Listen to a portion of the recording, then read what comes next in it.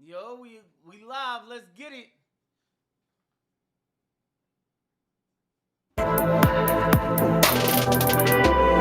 Fleeverse Podcast. It's your boy Fleeverse Jackson.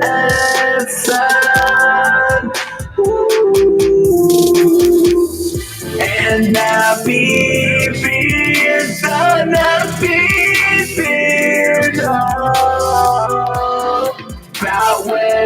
That win, and tea. Welcome to the Fleeverse. No. Brought to you by Flea Boy Jetson. Flea Boy Jetson. Yeah. Ooh, are you ready for the hype? Are you ready for the ride? Yeah! It's a Fleeverse Podcast! Let's go!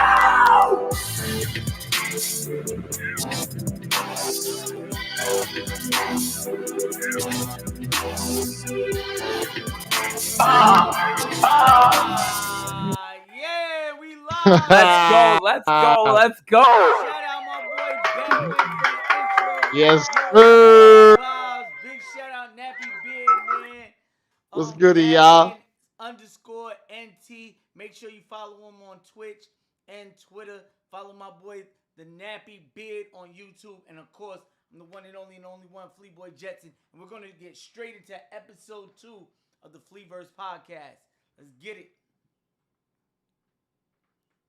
All right, here we go, guys. So, first off, tonight, we're talking about a lot of things right now. We got box office, Free Guy still popping, Reminiscence flop, who knows? But we're going to talk about it. Boruto, episode 212, Models of Defection. Listen, I'm not really a big Boruto fan. This episode might have made me a fan. Get ready. AOT. Oh, I'm sorry. My Villain Academia. Oh, my God. Are you guys ready for this incredible My Hero Academia arc coming up? Tomura Shigaraki's point of view. Find out more. We got fucking AOT finally confirmed coming.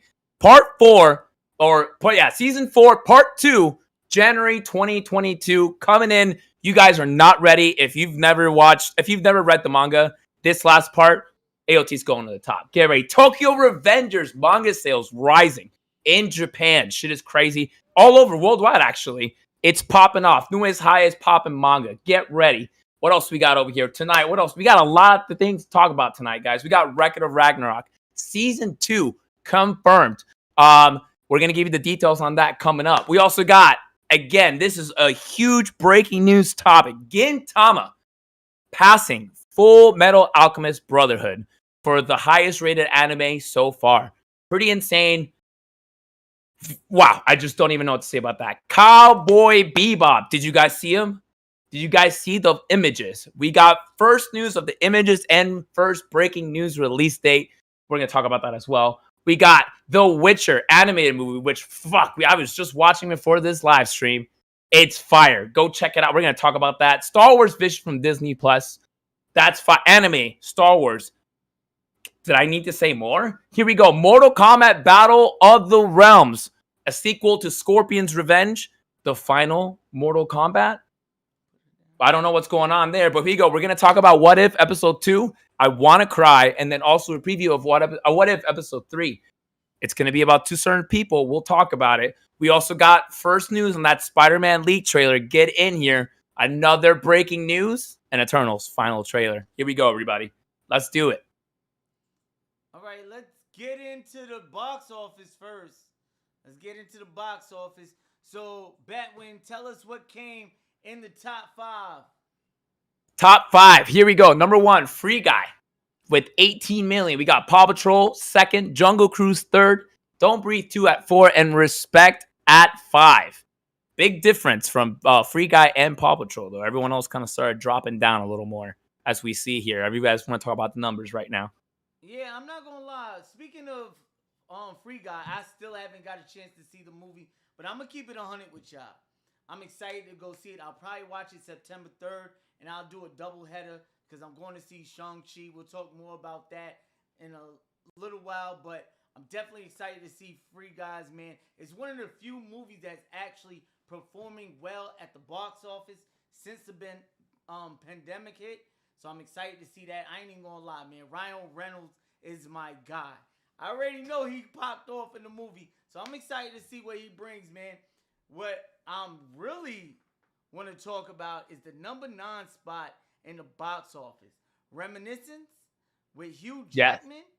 Oh my God, the hugest drop in Hollywood history. Only making $2 million the first weekend out, which is really bad. Now, I'm not going to lie to y'all. I do think it's because of the HBO Max thing. Those movies are just suffering over there. We've seen it happen to Suicide Squad. Now we've seen it happen to Reminiscence. Don't Breathe 2. I'm glad to see that made it in the top 5, man. I'm excited to see that. That was pretty dope. I'm definitely going to check that out as well. I'm hyped for that. Respect, the Aretha Franklin bio, man. Still hanging on in the top 5. So, that's pretty dope. And Paw Patrol, I might take the kids to go see that if we got, well, I'm not even going to lie. I'll probably wait till it comes out on video because I'm not taking the babies, to the movie theaters right at this moment. But the top 5 look pretty decent. What you think, Nappy? To be honest, bro, I'm not surprised about the Hugh Jackman movie. Because to be honest, I think after X-Men, after him playing Wolverine, I think Hugh Jackman's career kind of fell after that. I don't think anybody really wanted to see him be anything except for some type of Wolverine-ish character. I'm not surprised that Paw Patrol came as high because it's Paw Patrol, bro. And nowadays, if you want anything to succeed, you better do it for the kids, bro. If you do anything that involves kids, because you're not, that's when you do an adult movie, you can pick a single adult. When you do something for the kids, you're automatically adding in the mom, the dad, the brother, or the sister. So that's more ticket sales. That's more streams. That's just more marketing, bro. So I'm not surprised in the top 5. Free Guys, like I told y'all last week, it's a video game movie. It's a movie about a different reality, bro. You cannot beat that in today's world, bro. So I'm not surprised about the top 5. I'm actually hyped about the new movies that's coming. I'm actually happy that movies are dropping on HBO Max because it's very convenient. I'm sorry that it might be messing up their numbers, but it's actually it's a new age, bro. I think after a while, box office is not even really gonna matter, maybe, bro. It's because everything is gonna be through streams. I think the movies and stuff might be the only thing that's still stuck on that old school box office and going out and paying paying in person to get something. Everything is done over the internet, bro. So it's a new world, man. Absolutely. Yeah. All right, go ahead, Batwin, with the next topic. All right, here we go. So, next topic, guys. All right, Boruto. Episode 212. Oof. Guys, I don't care what anyone says. As a guy, as a gentleman that basically knows nothing about Naruto, this episode really interested me. So I was on with Flea literally all day catching up on all this stuff. And he was like, yo, let's watch it. I don't think it's really going to ruin things for you. So I was like, all right, no worries. That's cool. We got this. And so we're going. And I'm like, wow, this is impressive. Like, I'm really enjoying this. Amato finding out who, I guess, built Kawaki. And yeah, there you go. Amato, this guy's incredible. He just pulled up like, listen, y'all need to listen to my demands. If you guys don't listen to my demands, like, it's done. Everyone's like, bro, we will like destroy you. And he's like, it don't matter. Like, your son's still gonna die though. Like, it's a lose-lose for you guys. You guys need to bring me in here.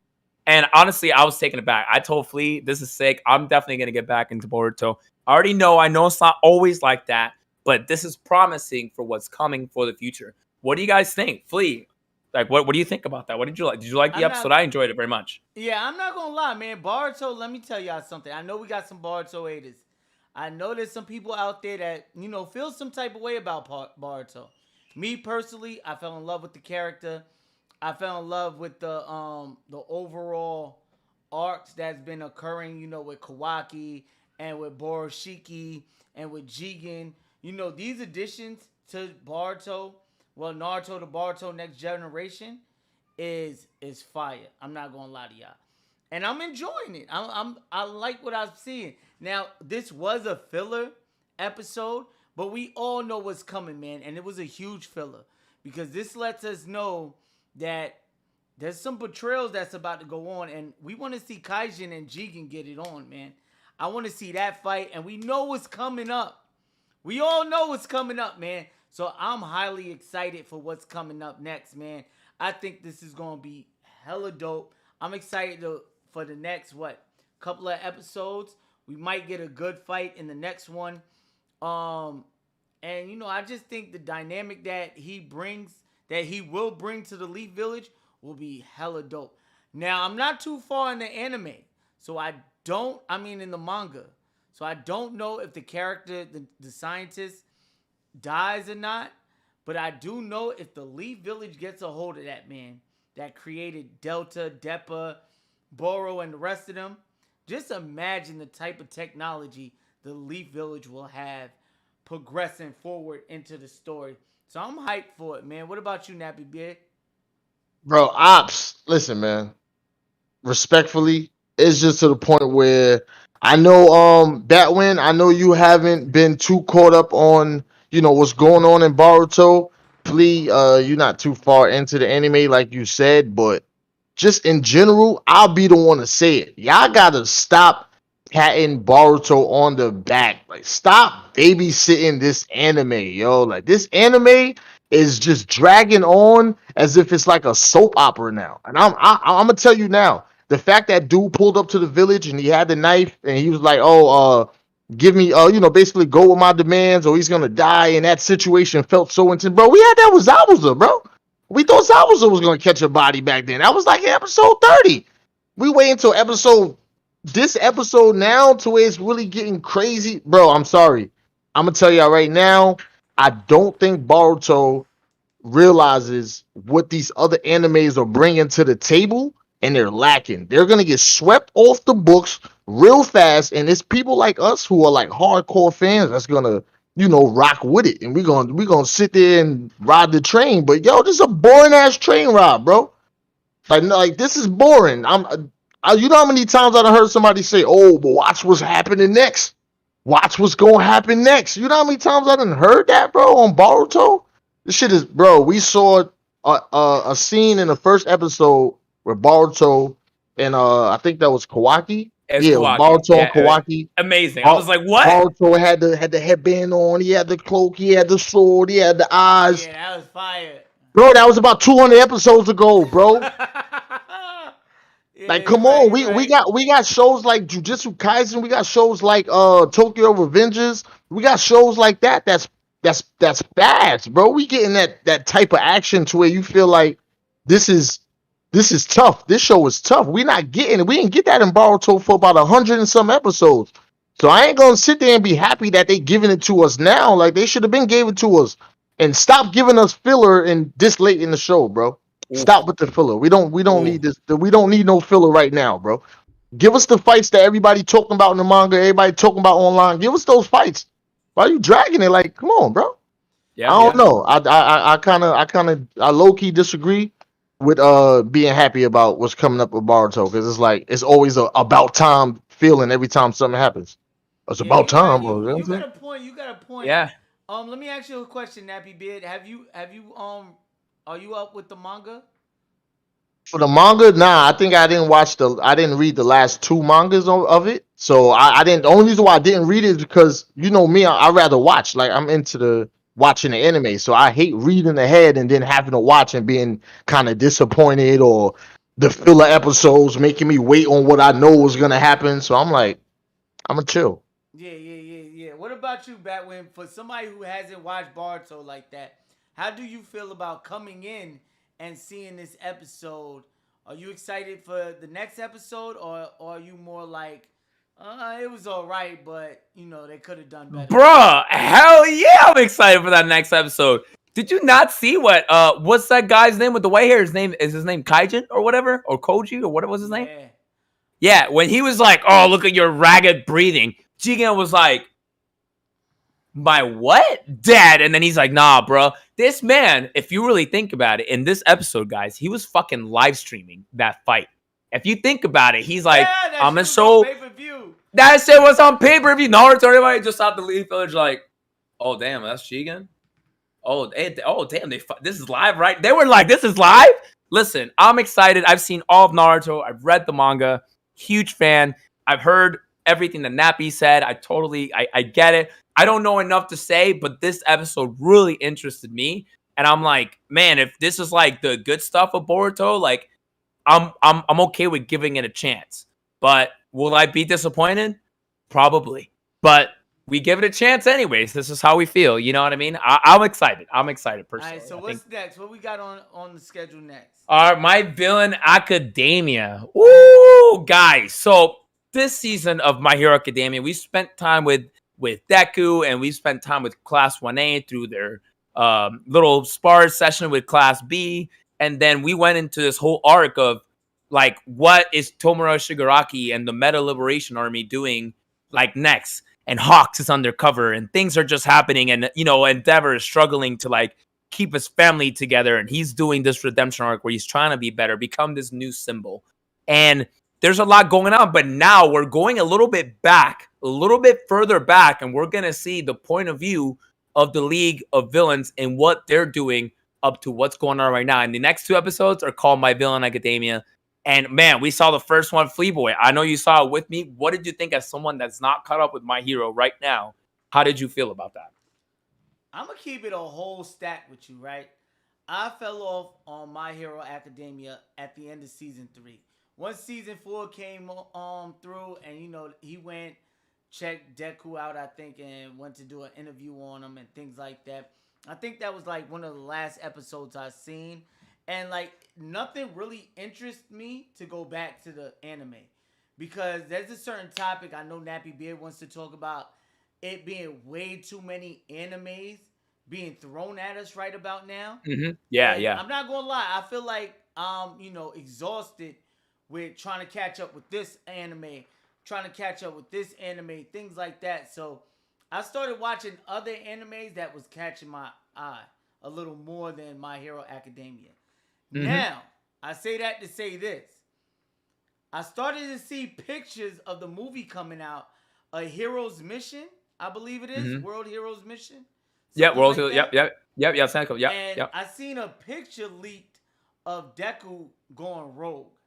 And I believe that starts within this arc, My Villain Academia. And I'm back on that train, man. I'm back on that bandwagon, man. I ain't even gonna hold you. I'm back on it. And we watched the episode last night. And to me, it was okay. We really seen, you know, a little action. But I didn't really get to see what I wanted. And I know I missed so much that just watching the anime, I felt left out. So I'm going to go back. I already told Batwin, I'm going to knock out season 4. I'm going to knock out whatever I'm missing in season 5. And I'm going to catch up because My Villain Academia, man, got me excited of what's to come. I want to know why this man is leaving the academy. I'm excited about, you know, this army they're putting together to raid the academy. And I hope it's a huge fight. I hope this arc is something that, you know, actually brings a lot of people back to My Hero Academia. Nappy Bear, what you thought about the episode and what you think about the arc? Oh, this arc is definitely gonna bring people back to My Hero, bro. I'm not gonna lie. The thing about this arc is that the villain, damn, what's his name? Shigar. I can't think of his name right now. Tomura Shigaraki. There you go. Him, right? He's not the same as other villains that we've seen in the show. Like, you don't know where he's going with it, bro. Like, he's so mysterious that he could take the show to the left or he could take it to the right. But either way, I feel like that type of character is going to broaden out the show to where everybody's going to want to come back and see, like, it's not just all smiles or, you know, the kind of anime where it's like the protagonist goes down and then at the end of the episode he does some special power and comes back. Like, nah, it's actually dragging on to this villain. We catching on to this villain. He's more relatable. He's kind of like a Pain character to me where you can kind of understand where he's coming from, and he has a lot more empathy than the other villains in the show. So I definitely think this arc is gonna bring a lot of people back, bro. Speaking of what Nappy Beard just said, he's exactly right. In this episode, we get to see when All for One reaches out to him and when he first picked him up. Tomura always says, like, I don't remember anything before that. And spoiler, like, as I was instructed, we got spoilers here. We already know that Tomura Shigaraki is like the grandson of fucking what's his name? Of Shimura, which was fucking All Might's master, which is insane because it's All for One literally just wanted to troll All Might, and it's the ultimate troll. And he's literally turning like someone that should be important to All Might like against him. And Tomura is just snapping, and we get to see what he's been thinking about, the assets and tools that All for One brought, and it's just getting to that point now. We got the hero side, now we're gonna get his side, a couple episodes, and then shit's really gonna start popping. I promise you, I don't read the manga, but this show has not disappointed me since I started watching it. Shit's gonna get crazy. Copy. So what's next on the schedule, man? What we talk about? All right, so next, another breaking news. I was really sad to find out originally when AOT Season 4 Part 1 ended back when, a few months ago, a little after the manga ended, and they were like, oh yeah, Part 2 coming like winter 2022, and we were like, oh my God, like, you know, Mappa's kind of busy right now. They're working on Chainsaw Man, which is coming out soon, a couple of things. Mappa's busy, but now we got confirmed AOT Season 4 Part 2 coming January 2022. Guys, huge fan of this show. I was there when that shit first premiered on Netflix. There was nothing like that moment where all these people were sitting. I mean, they're walking, living about their lives, these giant fucking walls, and all you see is just the colossal titan just climb over like, hello, you know what I mean? And he's just like, hi, and then everything just hell breaks loose. There was nothing like it. That anime took the world by storm. They made a couple, difficult decisions that brought it down, and it's not what it used to be. But I'm telling you right now, no cap, this last part is gonna blow everyone's mind. If you've never read the manga, you have no idea what's coming. The twist, the true meaning behind everything, like Titans and all, it's coming. And this ending, and Mappa is gonna snap that. Hold on, I got you. Mappa is gonna off. You know what I mean? It's gonna be great. So get ready, Flea Boy. I know you haven't watched that much of AOT. I need you to get into that because I'm telling you, it's straight heat, and I'm just saying, it's fire. I just don't miss. Yeah, I'm more on the fence about Attack on Titan because when I first got introduced to it, like, it was a show that my son used to repeatedly watch. Like, you know how, like, certain little kids, they watch one episode of one show 100 times a day? Like, no lie, we'll walk by his room and see Attack on Titans on. All day, all week. And I'm talking about this was going on for, like, a couple of years, bro. Like, 2 years straight. Like, he's calmed down. He hasn't watched it in a while. But when it gets to that point, bro, it's like, if I eat a lot of Dorito Cool Ranches, I don't want no more Dorito Cool Ranch. Yeah, bro. I'll feel that. Give me some nacho cheese or something, man. Something else. But that's how I felt with Attack on Titan. But I see the hype for it, man. Listen, man. I'm hearing this is going down as probably one of the greatest animes to ever hit the scene. So I'm definitely going to catch up on it. I've definitely seen season 1. Whether I wanted to or not, trust me, I had to watch season 1. But so I'm gonna catch up on season. What is it? 4 seasons now? 4 seasons, like yeah. Yeah, so that's a quick run through. I'm sure there's not that many episodes of Attack on Titans. Nah, season 2's short, season 3 is normal, and then season 4 is halfway. So it's decent. You'll be fine. Yeah, so I'll catch up by January. But I'm excited to see what goes on next. Nappy, what about you? I can fully agree with y'all on this one. I'm not gonna lie. I think Attack on Titan deserves all the credit that it gets, bro. I think all the hype, all the respect, I think it deserves all of it. Because from the beginning, when I first watched Attack on Titans, like Batwin said, when you watch them first couple episodes, bro, from that point on, the show is at that point and it turns up more. It's always got you at the edge of your seat, bro. That's the only show I know that can constantly have you like, holy shit, like what is going on here? And it's a different type of idea. So when you're going across, the way they fight and their weapons and the way they maneuver around, it's crazy. Attack on Titan is nuts. I can't lie. I'm excited to see what comes next. I've been watching the show for a while. I played Attack on Titan 1, Attack on Titan 2. I still play Attack on Titan 2 on PS4, so I think this is dope. I think Attack on Titan is definitely going to be And one the of the animation best too, man. animes in history. Like, in And history the is going to go down. animation too, bro. Like Mhm. season 4, Mappa, like people were like, "Oh, I don't know." Their animation, They went oh crazy. my god, it's They went always crazy. so beautiful. They went like in this last season, it's cinematic, so they have to pop off. It's Mhm. gonna be a good one, man. I'm telling you. All right, so what's next on the board, man? What we talking So about? now we got another one. This I haven't seen personally, but I know a lot of people are excited about it, and it's done pretty well on Netflix. We got Record of Ragnarok season 2 confirmed. It's back. I've been hearing a lot about this. Yeah. I'm in a couple of servers, and I've heard from some friends. Oh man, you gotta check this out on Netflix. Fleaboy told me to check it out. I'm not too big on Netflix anime, if I'm being honest. Like, I don't know. I'm not trying to be that guy, but it's just like, I don't know. It's just one of those things like, oh shit, I know they're trying to put a lot of love, and I got to give it to them because they fucking made those, what's his name? Those Rurouni Kenshin movies. Oh my God. But anyways, I'm going to let the boys speak more on this. I need to watch it because everyone's been telling me it's really good. And I'm like, okay, I'm going to watch it. So All right, I'm going to Record pass it of on. Ragnarok, Confirmed. man, was Tell actually us. recommended to me by DX. Big shout out to DX, man. He was telling me about it when he was actually reading the manga, and he was telling me that it was coming to Netflix. Now, Okay. I'm not going to lie to y'all. The animation isn't that good. It's really not. I've seen way better animation, but the story, bro, the storyline is so original, so great, so good. It drew me in instantly, and I binged the whole Record of Ragnarok straight through. I was mad when it was over. I was like, what the hell? What's next? And then they had Hercules versus Jack the Ripper, and you leave us at that cliffhanger? Like, come on, man. Even though I don't know, man, Jack got his hands full because big shout out to Hercules. He's been one of my favorite Greek gods for a minute. I believe he's a Greek god. Not sure. But yeah, man, the best fight in that whole anime was Zeus versus Adam. Oh my God. Zeus versus Adam, bro. Adam, just think about it like this for those who watch Naruto. Imagine having a Sharingan with a Byakugan mixed with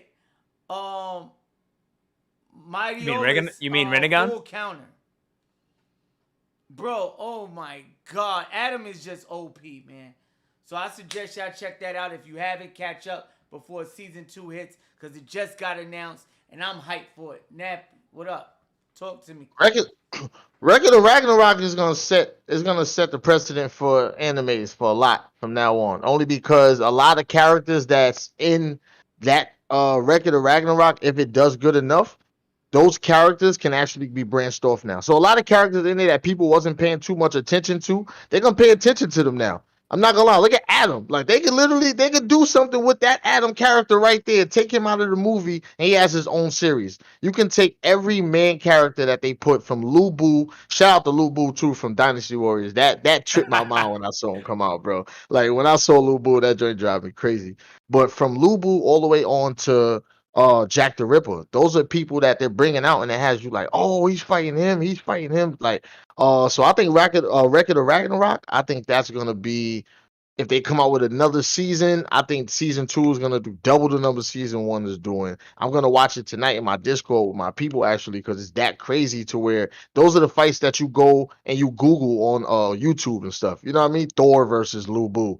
You know what I mean? Zeus versus Adam. Those are the fights that you want to see, and they're giving it to you in that anime right there in that Coliseum. It's dope. Those type of animes is good because they're running out of ideas for animes nowadays, and those type of ideas will keep you. Those type of topic-based animes will keep you sitting there for a whole season in one day.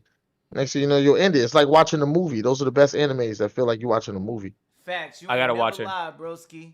What we talk about next, though, Batwin? Let's go on. This is an interesting one. So we got Tokyo Revengers, guys. Tokyo Revengers right now is beating manga sales all over the world right now. It's the highest manga. Like it's selling like hotcakes. And if you remember a couple months ago, the craze is still going. Everyone loves Demon Slayer. Demon Slayer this, Demon Slayer that, Demon Slayer this. That was killing it. It's still killing it. But looks like Tokyo Revengers is pushing up. I have not seen the anime, but I've been told by so many people that I need to watch it. But apparently, this manga is hot. You need to get on it. Anybody here watch Tokyo Revengers? Flea, what you got? I watched the first episode. Not gonna lie to y'all, I didn't like it. Okay, copy that. I'm on the fence with this one, man. I'm on the other side with the other guys that don't talk too much. But I'm not gonna lie to y'all, I did not like Tokyo Revengers. But I heard it's getting good. My boy Teo Kurosaki, they keep pushing me to watch the anime. And I'm like, do I really want to waste my time with this? Because I don't like to be let down, man. I don't like to have my, people hype it up so much. And then I watch it and the hype ain't, what it was. I'm not even going to lie to you. Now, I'm all for the Yakuza movement and all that. I like things like that. Snake Eyes had something like that in the movie. And Yakuza period games, The Last Dragon. Yakuza The Last Dragon was pretty dope. I like Yakuza-based type, topics or shows or video games, things like that. But Tokyo Revengers, man, even the main character, he falls flat. He falls flat for me. I don't know. But I heard the manga is crazy. I heard it's the highest selling manga right now. I heard the show is crazy. But I just don't see what's so crazy about it, man. Maybe somebody in the chat can help me out. Let me know why I should go back to watching Tokyo Revengers. Or if I should y'all feel like me and should stay away from it. What you think, Nappy? I'm not watching it. I'm not gonna get into it. I'm not gonna take the time to even become a fan of it. It's just because of the reason, like I told you, bro. It's so many animes out nowadays. I was the type that when I'm watching the anime, I get stuck on certain characters. I get stuck on the flow of the anime, the antagonist, the protagonist. I get caught on that type of stuff. For some reason, it seems like every few months there's a new best anime out. And then a few months later, my friends are telling me, yo, watch this anime. And then when you go to watch these animes, they're saying that they're so crazy, but they're like 1 season, 2 seasons. So I go crazy over these animes, or people go crazy over them, and they watch them for like a season, and they automatically giving them that credit. Oh, it's the best anime. Oh, this anime is crazy. Oh, this is gonna be the new. And then it's like, yo, you gotta. Kaisen. Oh yeah. See, I didn't want to do that. That show was. People was making it seem like that was gonna knock everything out the box. Where's that at now, bro? People still swear by it, bro. Like seriously, it's that's what I mean. It's crazy. So I'm not until I guess I'm done with My Hero, until I'm fully caught up on even like I think I'm caught up on like Hunter x Hunter, but until I'm caught up on Demon Slayer, until I'm caught up on all of the shows that I'm actually fully interested in, I'm not giving these other shows a try, bro. There's too many out there. I promise I'll find a show that's better than Tokyo Revenge on a Netflix list somewhere, bro. They're everywhere. They're everywhere. It's just it takes certain people to get into them, and then the whole world gets into them. Then it's like, oh, this is the best new anime. Like, nah, I can find an anime on Netflix that's probably better. Got better fights, better story. It's just you're not interested because you're so stuck on what everybody else think is hot. You know what I mean? Yeah, Nappy came in hot today. You gotta start falling away or falling back from that. Like, cause what somebody else think is hot might not be hot to you. What somebody else think is trending, you might not want to ride that wave. So, I dig it, but still in all, I'm gonna give Tokyo Revengers a chance. Cause I know so many people been telling me to watch it. But I'm telling y'all now, man, if the first season doesn't hit different, I'm letting it go. Like Nappy said with what you call it? I'm letting that thing go, man. That thing is, you feel what I'm saying? Because there's too many animes coming out on a daily to be invested in. It's too much to watch. It's not enough time in the day, man. Not enough hours in the day for me to watch all of these animes. Especially with the grind. Especially with the grind that you do, man. Yeah, so moving on, man. What we got next? What we talking about, Batwin? So here we go. So next, of surprising and also kind of a big deal, Gintama, which is insane, just surpassed Fullmetal Alchemist Brotherhood as like the highest rated anime. It's like a 9.17 to like a 9.16. But like, look, Gintama have so many episodes, bro. And it's a crazy ass story. And we're talking about Fullmetal Alchemist Brotherhood. This is like I'm sorry. To me, Fullmetal Alchemist Brotherhood is like top of the top. Like that's one of my favorite animes. That's up there. It's one of my. It's top. You're telling me Gintama? Like it's that good? Like I know who Gintama is. I played Jump Superstars. I played Jump Ultimate Stars. I read it like the manga. I've seen a couple episodes. That shit is bad. I saw a guy like just like in his underwear, just flying, and like it was just like that was they made that a thing, and I'm just like. What the? Hold on. I gotta do this again. Hold on, because I know I slipped up before. Is going on, man? You know what I mean? Like, what is happening? So I don't know if this is real, guys. Flea boy, tell me how you feel about this. I'm not gonna lie to you. Gintama is an anime I am unfamiliar with. I never heard about it until today. Today was the first time I have ever heard about this anime. You told me a little bit about it. Teo told me a little bit about it. It looks like something I wouldn't even click on. But for it to get high ratings, and mind you, going back on Attack on Titans last season, they got some really high ratings for almost every episode that came out. I'm talking about 9.5, 9.7, stuff like that. Like, so for Gintama to get these type of ratings and to get better ratings than Fullmetal Alchemist, it's like, all right, what's going on here? Is this something I should be watching? Is the animation that good? Is the story that good? I want to know in the chat if any of y'all watching Gintama, man. Let me know how y'all feel about it on a scale of 1 to 10. Is it that good? 10 being the highest, 1 being the lowest. If it's not, and I don't see nobody really comment on it, man, I basically know that it's not worth getting a shot to. Nappy, what you think about this anime and it surpassing Fullmetal Alchemist? Gintama versus Full Metal, bro. It takes me back to kind of what I was saying about how the world can overhype something to where it'll take the credit from something that's actually way better or something that kind of laid down that blueprint or laid down a platform in animes a lot. Full Metal Alchemist is something that a lot of people grew up on. It's been around for so long. So with Gintama passing it now, I'm not surprised because it's like when you got people out here yelling, "Oh, Donovan Mitchell's better than Kobe Bryant," or "This person's better than Allen Iverson." It's only because they don't understand the effects that things like Full Metal, played in the world when it was out and it was hot. So I'm not surprised that Gintama passed it in 2021 because you got people, in every category from sports to entertainment to animated, it got new people being rated higher than people that are greater. So it's hotness over greatness nowadays. And I think that's exactly why Gintama passed Full Metal because it's more hotter, but it's not greater, bro. And that's a fact. Moving on to the next topic. Batwin, All right, what here's what we got. Okay, so Images dropped today, and we got a release date for you. Cowboy Bebop, Netflix produced with John Cho as the legendary Spike Spiegel, one of the greatest animes coming at you hot. Netflix, November 19th, and it's popping. So John Cho, he got injured, like pretty much at the beginning, or maybe like halfway mark that they started doing the show. And it was bad. So they had to take some time. And then I guess, they just went to work once he healed up. And and it's soon, like November. I didn't expect it to be that soon.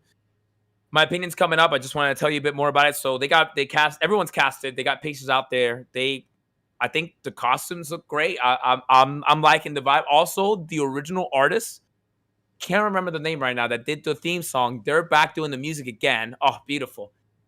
It's going to be great. But do we really see John Cho? John Cho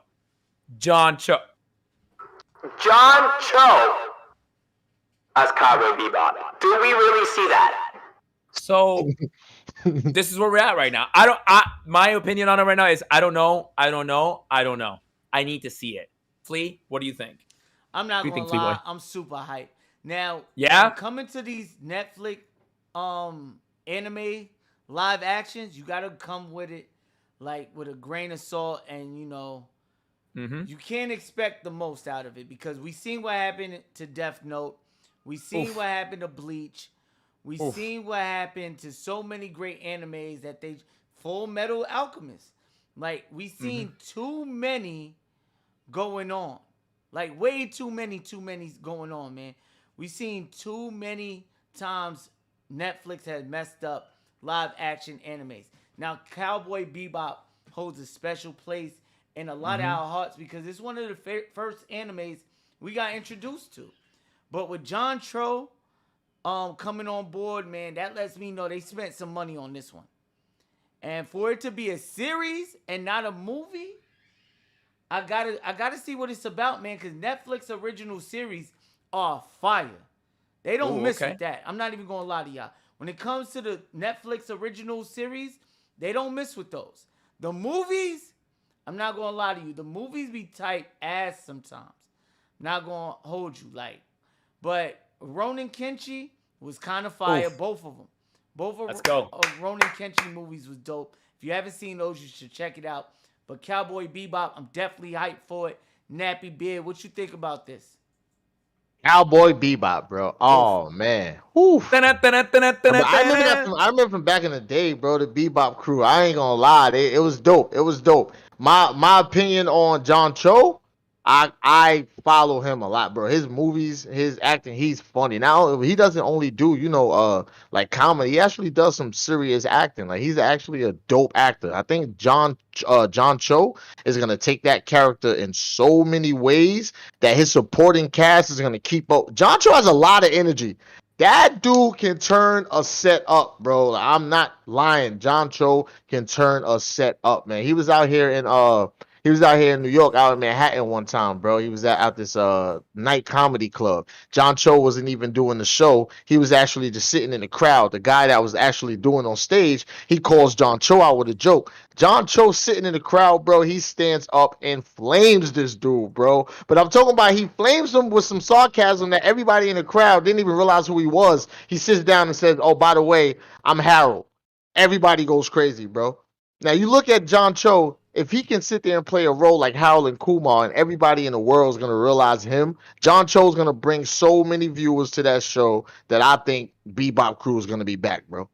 I don't know, ain't seen man. this back in I the don't day. know. We haven't seen this since back in the day, so I don't know what people are expecting when some of these shows that are old shows that kind of should have been left out in the dust are getting redone. Some people should be grateful anyway, but it's like people are so judgmental nowadays that you can't do right. So somebody's gonna find something wrong with this show anyway, bro. So it doesn't matter what But anybody listen, says. at the end of the day, it's not. I'm gonna watch it, just like Flea Boy said. I'm gonna watch it. My expectations are very low. I'm not saying John can't deliver. I like him too. I'm a huge fan of Helen Kumar and everything else he's done. But I just don't see it. And like the expectation, like I'm gonna keep it here, but it's really up. This is Cowboy Bebop. Like, and the original artist has come at Yoko something, dude. Like, you can't fuck this up. I'm gonna take your route and I'm gonna take Flea Boy and I'm gonna watch it because it's Netflix. They spent some money, but I promise you, like, if it don't grab me, like 2-3 episodes in, I'm gonna be like, it's a no for me, big dog. Like that, this is a failure, but we'll see how it does. To me, obviously. I don't know. I'm still at I don't know. That's where I'm at. Well, we're gonna give it a try when it drops November 19th on Netflix. But what we talking about next, Batwin? Man, so again, not a huge fan of this, but I just saw most of The Witcher, the new animated movie that just came out. That shit is straight fire. Like, listen, let me tell you something right now. That shit is so fire. The Witcher animated movie on Netflix. No, but for real, like, it's gonna be, you guys, I'm telling you, like, go check it out. I've never played the games. I've watched like 2 episodes because I love Henry Cavill, and I watched this shit. I'm like, I'm going back and rewatching it. The action, phenomenal. I don't know if you saw any Flea Boy while I was streaming it. That shit was incredible. What do you think? I'm super hyped for it. Let me tell y'all something. Shit. I was addicted to The Witcher back when I used to play The Witcher 2 on Xbox 360, and it was the story that got me invested in the game. Now, I know they got a couple of books on it. The Netflix live action series with Henry Cavill was fire. That was hella dope. I'm not even gonna lie to y'all. I can't wait for season 2. Maybe this winter, next year. I'm not sure. Sometime, but I'm definitely hyped to see that. So when they announced the anime movie, I thought to myself, I said, imagine what they could do in an anime with that type of content, in that type of world. Imagine done right. Imagine what they could do, and they didn't disappoint, man. The first 30 seconds of the movie, you like, yo, did that really just happen? Like, it gets grim, dark, and gruesome really, really fast, and it draws you in immediately. The anime is superb, man. I'll probably watch it again tonight. But Nappy Beard, did you get to check it out? Yeah, I checked it out. Y'all kind of said everything that I was gonna point out, but one thing I will point out is that The Witcher. One thing about it is that if you play the games and you look at all the cutscenes from the beginning to the end without too much of the gameplay, you'll see how underrated it is. Like The Witcher was actually a Facts. good story, a good game to play, a good heard, yeah, ending on every game. It was a good sequel on part 2. So this movie right here definitely didn't disappoint because I already knew that watching something with that type of story besides playing the game, that's why you play the game so much, you get caught up. It's like watching a God of War movie. It's just seeing it come out as a movie is dope. So y'all pretty much laid that down. I'm about to go watch it again. I'll probably watch it again tomorrow morning. Man, I'm not gonna it's lie to busy, you. man. So what It's we really talk about next, Batwin? All right, here we go. We're talking about something interesting next. Star Wars Visions, everybody. Anime. Star Wars Unite. We got amazing studios and amazing people taking part in this incredible adventure. The trailer that dropped. I remember I woke up late as hell that day. I remember talking to Fleaboy, and I was like, I think he sent it, and I was like, oh my God, what is this? And I saw it again last night. Every time I watch it, I get chills. We got a studio that makes it look like Gurren Lagann style fucking like anime, and then we got like, it just looks amazing. Like Batman Ninja, but like just like times 100. Fleaboy, what do you think about this? It's anime, it's Star Wars. Let's go. I'm not gonna lie to you, man. This right here gonna be a game changer. Yep. Now, I'm all right with Star Wars Visions not being canon to the source material because they could do whatever they want. They could go ape shit if they wanted to with this, and I'm perfectly fine with that. I'm perfectly fine with seeing more Jedi Knight fights. I want to see more lightsabers. I want to see more action scenes. And Disney Plus is bringing heat, man. They've been bringing heat with the What If content, with the Marvel shows, with the Star Wars shows, and this right here, the trailer and the different styles of anime that they're bringing is letting actual anime creators from, across the continent to step up their game. Like, this is crazy. Some of the anime look better than Demon Slayers. I'm not gonna lie to you. And I think this is my most anticipated Star Wars series movie in the next 2-3 years to come out. I don't know nothing else that's gonna get me hyped like this except for Ahsoka. The Ahsoka series is gonna be straight fire. I can't wait for that because it's basically a runoff of Rebels. But this right here, Star Wars Vision, you better bet your last dollar, man. I'm gonna be up 2, 3 o'clock, 4 o'clock in the morning. I don't care when it drop, with a bag of popcorn and my drink in my hand, getting ready for this. Yes. Nappy Beard, what I you second that. Bro, do you just realize we talking about another anime, bro? Like, yo, I'm not gonna lie to you. The fact that it's Star Wars, yeah, I'm gonna watch it because it's Star Wars. It's something that's so iconic that if you don't watch it, you're still gonna feel like you're missing out on a part of history. But it's like, yo, bro, another anime. Do you know where the Star Wars anime is gonna start, bro? This is gonna drag down to a lot of iconic shows that we just enjoy for what it is, turning into anime action, bro. Like, this anime train is spreading so far wide that it's starting to get scary, that people are not into watching animated things unless they're anime like content, bro. Unless it's that type of Japanese anime, they're not into watching a lot of cartoons anymore, bro. Like, I watched Invincible. Things like Invincible is pretty still dope. Still, those type of cartoons, even though it's brutal, it's pretty gritty, it's pretty good. But turning everything into anime action, bro, I don't know. I think Star Wars doing it is gonna be a big step in a lot of other shows and a lot of other iconic movies turning themselves into anime. And like I said, I'm just getting tired of everything becoming an anime nowadays. So my thing, I'm not hyped for a Star Wars anime, bro. I think they should just keep going how they going. I don't like a Star Wars anime. Yeah, the only reason I'm a hype for it, to be honest with you, is because the movies has been letting me down. All the movies have been letting me down. Some of the live actions, well, no, Mandalorian is straight heat. I'm capping if I say that any less. But I just want something new for Star Wars. But what we talking about next, Batwin? All right, here we go, guys. So, Mortal Kombat, guys, Battle of the Realms, a sequel to Scorpion's Revenge. If you did not see that animated movie, stop the cap, go and watch it. Fantastic. Great action, gore, everything you want from Mortal Kombat. So, this movie, basically, Shao Kahn brings everyone together, and he's like, yo, Raiden, we gonna settle the beef. The final tournament of Mortal Kombat. And we got some new characters, I believe. We got some old characters. It's going to be crazy. But you definitely don't want to miss this. So first one, Scorpion's Revenge, was fire. And the trailer for this, I saw it, and it looks like it's going to be another one. And they've been popping off. It's WB again. You know they don't miss with animation, especially when it comes to like DC or Mortal Kombat stuff. Get on this right now. Fleeboy, what do you think about Battle of the Realms? I'm not going to lie to y'all, man. Scorpion's Revenge, when I first seen it, I was like, let me see what this is going to be about. Because, mind you, it's made by the same people who make the DC animated joints. From the same studio. Yep. And anybody who knows DC animated movies, Under the Red Hood, any of the Batman films, the Superman films, all of those hit different. Now, when I went in there and I seen them do brutalities, fatalities, and how crazy they went with this anime movie, Scorpion's Revenge, I couldn't wait for a sequel. And the way they played it off, you knew a sequel was coming. It was just a matter of time. And now we getting a sequel soon. When? August 31st?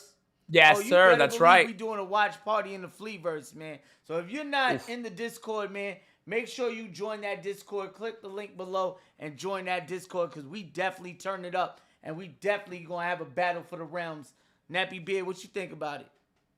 Do I got to be the one to say it, bro? Oh, here we go. For real, do I got to be the one to say it, bro? Yo, Another Mortal Kombat tournament, bro? This is it. Like, this is Nappy. Will Mortal Kombat go anywhere else besides this same tournament, bro? We done seen this tournament back with when the dude from Street Fighter was playing rated back in the day. Highlander, the dude that played Highlander was rated.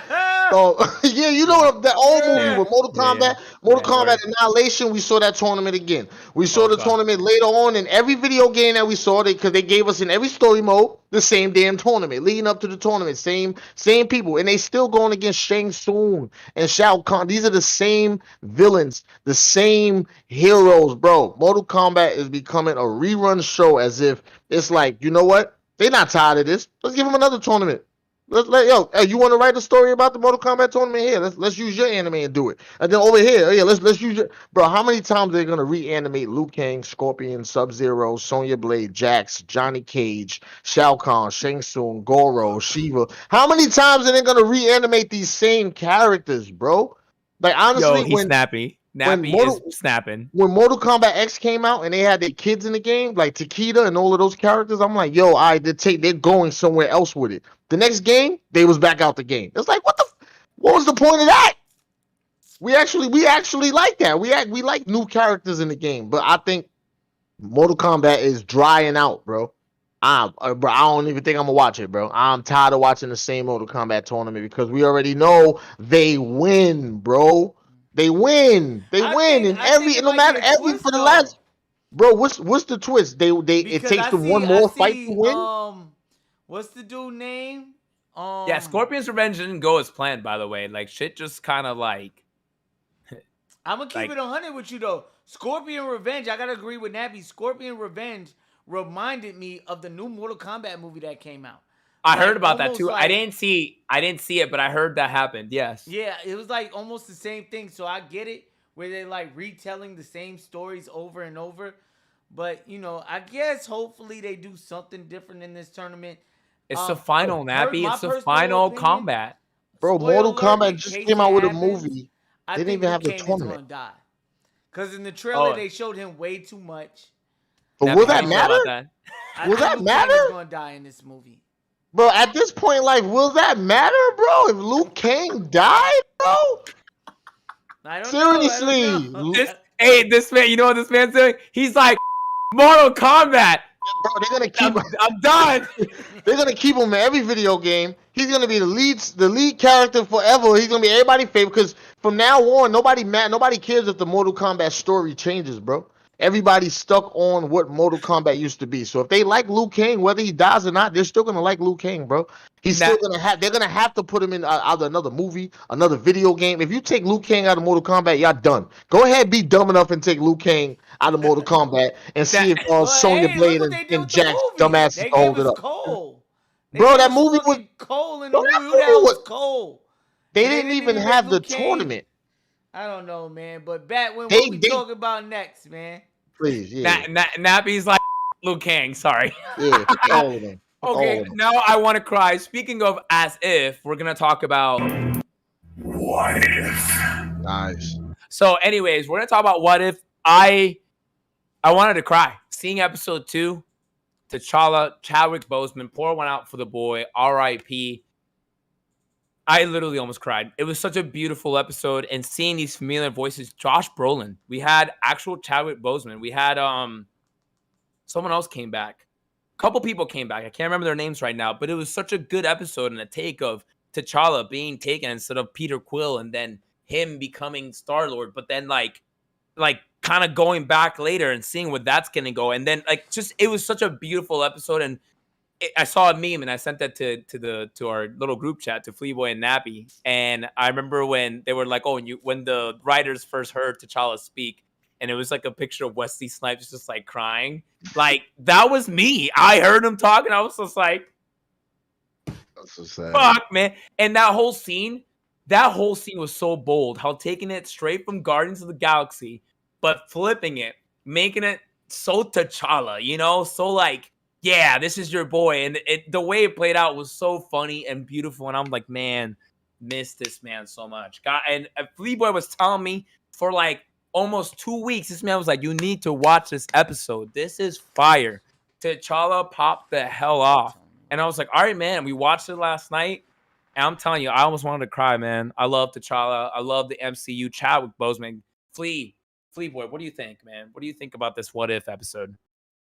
What if, man? What if I told you right now I had breaking news that Tobey Maguire is actually confirmed in Spider-Man No Way Home? Let's go. You heard it that's here. actually confirmed. So the Spider-Verse is officially happening. That actually just happened a couple of minutes ago. The trailer You guys should heard be that? released in a little while. But let's get back on topic, man. Let's talk about Chadwick Boseman. I'm not going to lie to you. This episode was touching. Mm-hmm. At first, it didn't sound like him. He sounded so young, so fresh, so energized. It's almost heartbreaking to know that this man was doing all of this acting while fighting cancer. All of this he did while literally fighting for his life. So, my mic is still low. I'm sorry. I'm going to try to fix that for the next stream. I do apologize. Just work with me. I'll try to talk a little louder for y'all. But, yeah, man, I'm hyped, man.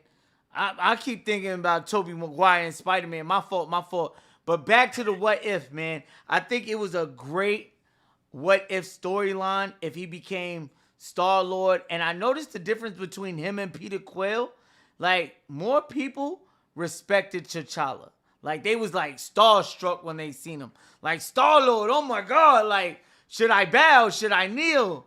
Like, and I think the guy who played in the first Guardians of the Galaxy movie, I forget the actor's name, man. The security guard, right? The Yeah, same guy that... Yeah, I bro, got you. I think he did an amazing job. I loved him in this he's great. episode.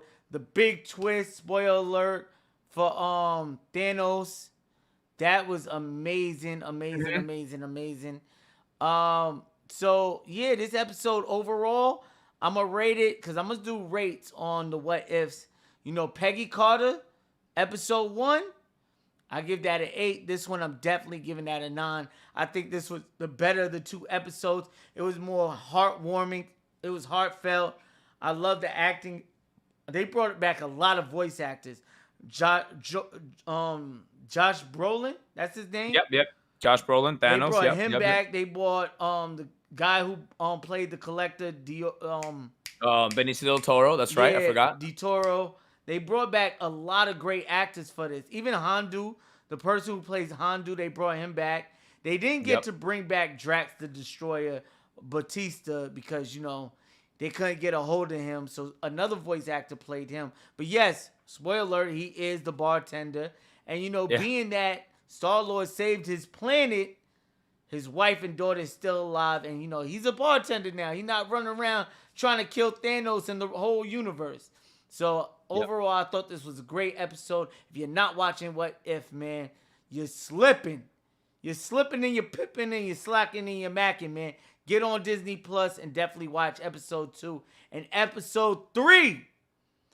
I heard that boy Nick Fury and Black Widow supposed to be in that. I don't know how hyped I am for this because those characters really don't hit me like that, but I hope the storyline does. So, Nappy, what you think about this? I think this is a fun show to watch. I think it's fun. I mean, I think it's something to sit back and watch. I think the possibilities in this show can actually take the Marvel universe to different places. I think some of the ideas in the show are gonna end up being canon. I think a lot of them are gonna end up being in the new Phase 4 of the MCU universe. But I think a lot of the possibilities are just playing around with ideas to see how people feel they're about all them. canon, by the way. All What If stories are canon. Okay. Confirmed. Okay. Even makes it even better. So now all the possibilities that I'm talking about are actual things that are actually going to happen in the MCU universe. So now, well, what if given all of these little leaks and little, you know, hints and Easter eggs for you to look out for and understand? I think What If is it's a dope show all around. Chadwick Boseman, rest in peace. I think just hearing his voice and seeing the amount of work that he put in, you know, with cancer before he passed away, and he was able to leave us with a show like this. I think it was a blessing, bro. I think what people will take from this show is way more than what the story is. Way more than what was written in black and white is what you'll get from this show. I agree. So Episode what we 3. talking about next, Batwing, man? Here we go. So finally, since Fleeboy just revealed that breaking news, we were just about to talk about the Spider-Man leak trailer, which personally I refuse to see. I kind of want to wait for the magic, but I'm not going to lie. I'm very happy to hear breaking news on the Fleeverse podcast. You heard it here from Fleeboy Jetson himself. Tobey Maguire's been confirmed to be in No Way Home. The multiverse is beginning. Are you ready? Talk to us, Fleeboy Jetson. What's going on right now? What's the status? Is that trailer's dropping pretty soon? I'm not gonna lie, man. Supposedly, CinemaCon is going on as we speak. So in CinemaCon, Sony is supposed to bring some footage from Venom, Let There Be Carnage, the Uncharted movie with Tom Holland, and a Spider-Man trailer. So Tom Holland, respect to that man, he is grinding right now. He got 2 movies dropping. Spider-Man, No Way Home, and Uncharted. Both big time movies that I want to see. And for those who don't know me, I'm a huge Spider-Man fan. He's my favorite Marvel character. Miles Morales is slowly taking his spot because I love the fact we got a Puerto Rican and black Spider-Man. And Spider-Man just being one of my favorites. I can't wait to see this movie. Tobey Maguire has been confirmed. He is officially confirmed. So we got to talk about this. It's a huge deal. Pretty dope. I'm not going to lie to y'all. I'm dying to see this movie. It's one of my most anticipated Marvel films that's coming out this year. You know, Shang-Chi just jumped on the radar for me, to be honest. Me personally, this been on the radar since it was announced. When we didn't even think Sony was going to give Spider-Man back to us. So being that Sony did another agreement with Marvel and we got him back in the MCU and we're getting a 3rd film, I just love this franchise, man. We got what's shorty name? Playing Mary J. Zendaya or whatever. I don't know how to. I've never knew how to say her name. Zendaya. Bro, we got Zendaya playing Mary Jane. Overall, this is dope. Everything about this movie. I can't wait to learn more. I know the trailer is going to drop. They said it's dropping at 7 p.m. Pacific time. Right now, I think it's around 7 Central time for me, 8 o'clock Eastern time for Nappy and Batwin. So in about 2 more hours, man, less than 2 hours, man, we're going to get the official Spider-Man No Way Home trailer. And I'm not going to lie, as far as the leaked trailer go, I'm not watching that. Why? When I can watch the official 4K joint in about an hour and some change. Nappy B, what you think about it? Did you see the leaked footage? Nah, I ain't see the leaked footage, and I'm not gonna see it, bro. But I gotta be the one to say it again, bro. Tobey Maguire, yo, bro. That's that guy. What are you talking about? Well, that's that guy, yo. I'm gonna tell you this right here. Toby on this show, I'm gonna tell you this right here, bro. The first 3 Spider-Man movies. The first 3 Spider-Man movies, if you want to talk about that day and age and the action that was in that movie, yeah, they was dope. Tobey Maguire as Spider-Man was the worst Spider-Man Peter Parker character I've ever seen in my life, bro. He wasn't Spider-Man funny. 2 is a classic. Listen, he wasn't. He wasn't funny. He wasn't witty. He didn't have. You didn't like Spider-Man 3 when he went all emo and shit? That was hilarious. Bro, when he went all emo, but I'm talking. When he went all emo, he was walking in the street to stand alive. Like, bro, he was. Yeah, bro, that was corny. I'm not going to lie. That was corny. Of course.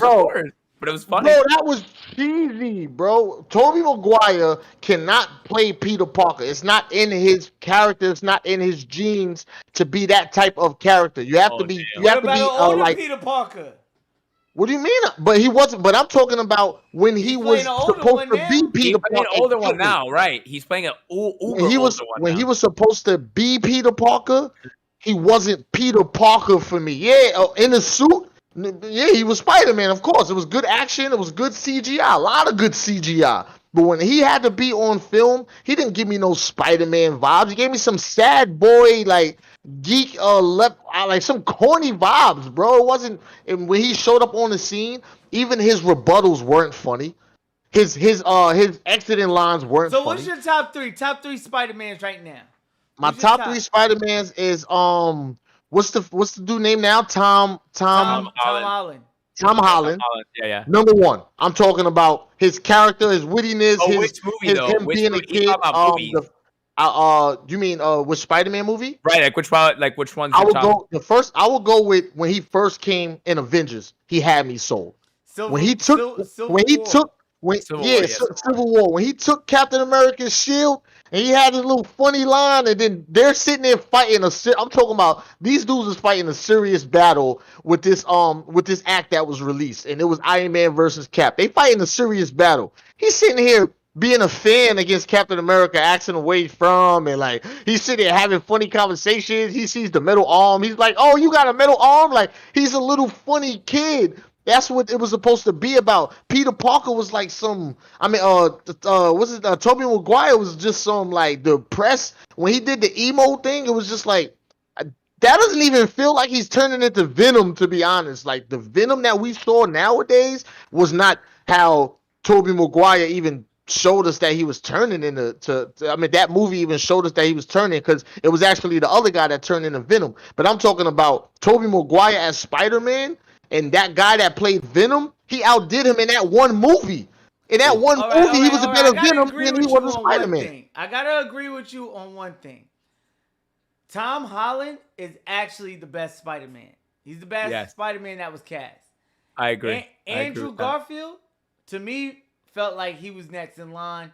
And then Tobey Maguire is definitely the last, Spider-Man I would put on that list. But Spider-Man 2 is better than most of their movies. If we're going movie-wise. Movie-wise. Spider-Man 2 is dope. Was that the one with the Sandman? Spider-Man 2 is fire.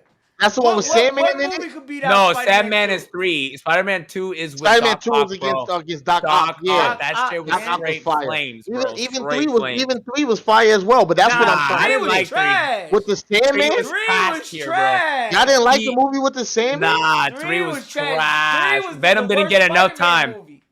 It was marketed as like a Venom, like, it's black, Black Spider-Man. Like, here we go. And then it was like, Spider-Man, Venom.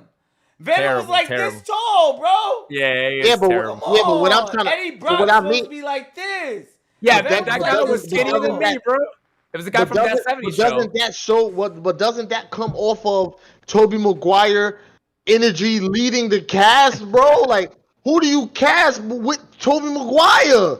Like, think about it. Who can you really put around him that's not gonna outshine this guy, bro? It's Oh, not gonna damn. outshine Spider-Man, He's bro. taking jabs. Tobey Maguire, Yo, yeah, he Toby, wasn't that get guy. this man, Toby.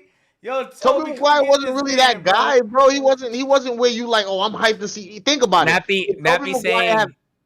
Go ahead. Go. No, go ahead. Did anybody ever get hype over Tobey? Was there a phase or age in life when Tobey Maguire was it? Where they like, yo, because if that was the case after Spider-Man, he would at least got casted in some other type of hero or action film. Bro, or he something. didn't want to. He didn't want to. He took a break. Bro. That's what I mean. The reason why it looked like he didn't even want to do Spider-Man.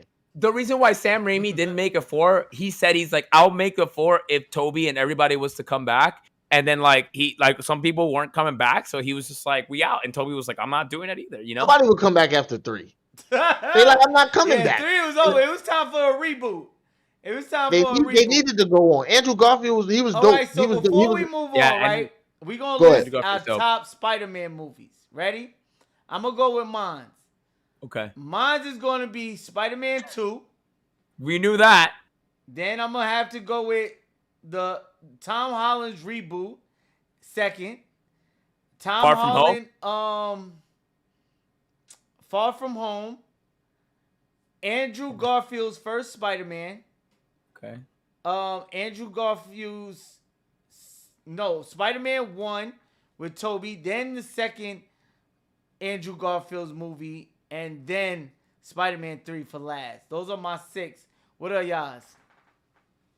You can go back. My favorite Spider-Man movie. Wow, that's tough. I honestly really liked Amazing Spider-Man with Andrew Garfield. I have to say that's probably my favorite.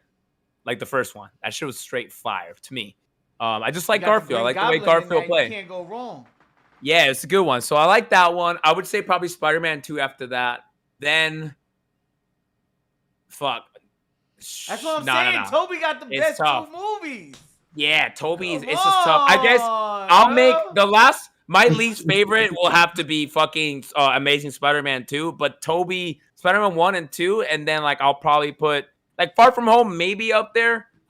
They were good, but there's just something about those Toby movies, man. They up there, man. I have to say 2 and 1, and then I think let's do Far From Home, then Homecoming, and then we got that terrible Amazing Spider-Man movie that no one likes. It's just it had potential, but it just fell apart, man. Good you got a lot of good actors in there too, but so Nappy, what about you, man? Again, you kind of got my exact order, but I don't know why y'all talking like Amazing Spider-Man 2 was corny with Jamie Foxx. That movie with that shit was with Jamie Foxx. That shit is garbage. Yeah. That first movie with the Green Goblin and with the his girlfriend's pops and all that, bro. That movie was. Bro, let me ask you something. Cool. Did you see the post credits? Listen, hold on. It was cool. Yeah, I saw that. Bro, come on, bro. I saw that. It was weird. It was weird. But Jamie Foxx's character and he played it well. Bro, he did good in the movie. Wow, there wasn't a villain like that since the Sandman when you understood where that character came from. But we love him, but the movie is still shit. All right. I can low-key give you that. So I can go with Spider-Man 2. So I think Spider-Man 2 is definitely number 1. Spider-Man 2, Spider-Man 1, Far From Home, Homecoming, Amazing Spider-Man 2, Amazing Spider-Man 1.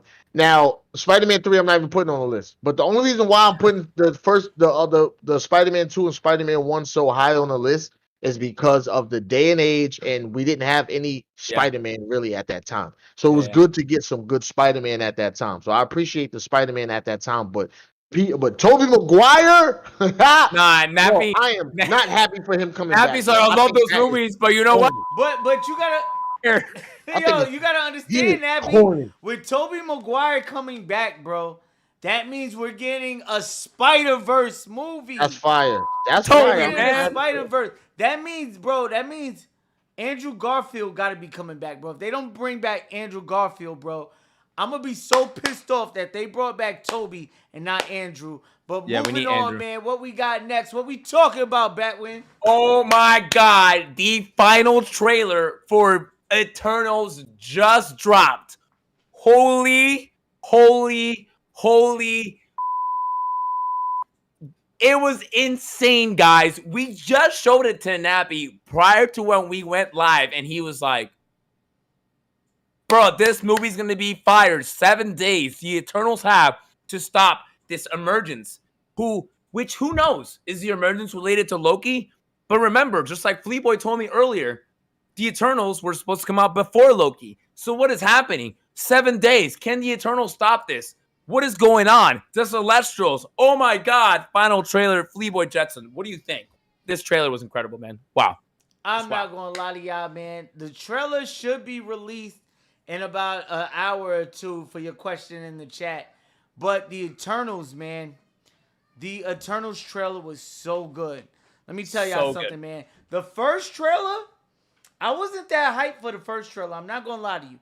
The first trailer, I wasn't that hyped for. It really didn't show me too much. It gave us a little, who the characters will be, who they playing. Angelina Jolie is in it, things like that. So they got a great cast. The casting is an all-star cast. They got both of the Stark brothers from Game of Thrones, which is fire. Fire. I'm in it to win it just for that alone. Them boys is heat. So now, as far as Eternals go, the Celestials, I'm going to give y'all 3 theories I have about this movie. 1, I think we're going to see how the whole MCU was created. Period. I think they're going to bring us back to the dawn of the MCU. 2, I think we might get Namor in this movie, man. I think what we witnessed was Atlantis sinking to the bottom of the sea in one scene. And I think that little boy in both of the trailers, and mind you, they got an actor cast in this movie that looks like Namor. Every time they just got the rights back to him. They just got the rights back like a few months ago. Yeah, so it'd be around that time. And I believe that's one of the reasons they pushed the movie back. Mm-hmm. So they can add Namor aside from COVID too. And I believe I was told if you look for the casting of Black Panther, Wakanda Forever, the main villain is supposed to be Namor. That's crazy. And that goes back to not Endgame. What was the last one? Endgame. Infinity War. It was Infinity War and then Endgame. Endgame, if you go back to that, and they had that little meeting, and she said, "What's those earthquakes under Wakanda? How are you handling?" And she was like, "Oh, we're handling it like you handle an earthquake." I believe that's Atlantis, bro.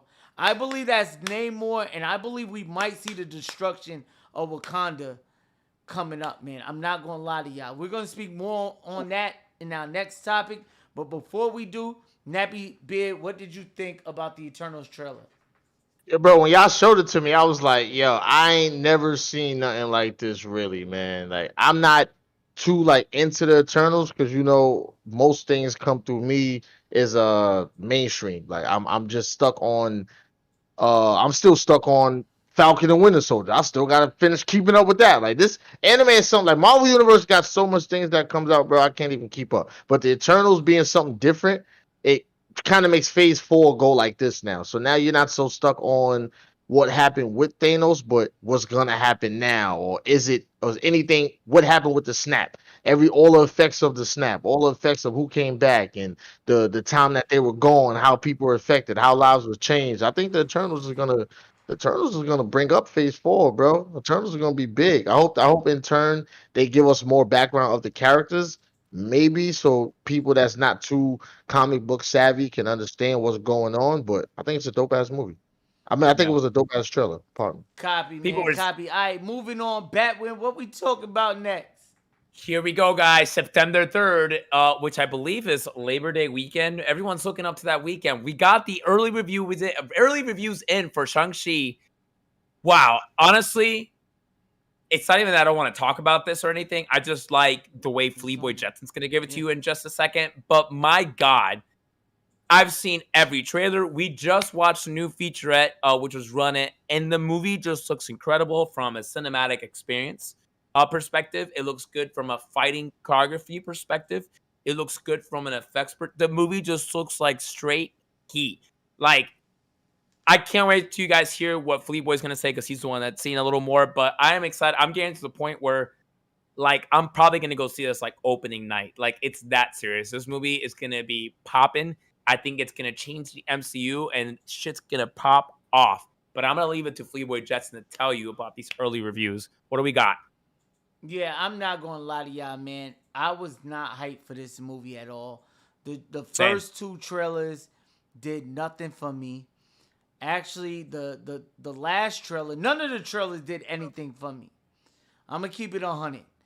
You know, I support the MCU. I went out, bought all the Funko Pops of Shang-Chi. I buy most of the things just to support. Because, you know, when you love a franchise, you want to support it. But I'm going to keep it 100. I wasn't excited for this at all. And then I watched the red carpet. And then, after I watched the red carpet premiere, I looked up all the YouTubers that was there that did their reactions, and they all went apeshit. There wasn't a review critic that said one bad, negative thing about this movie.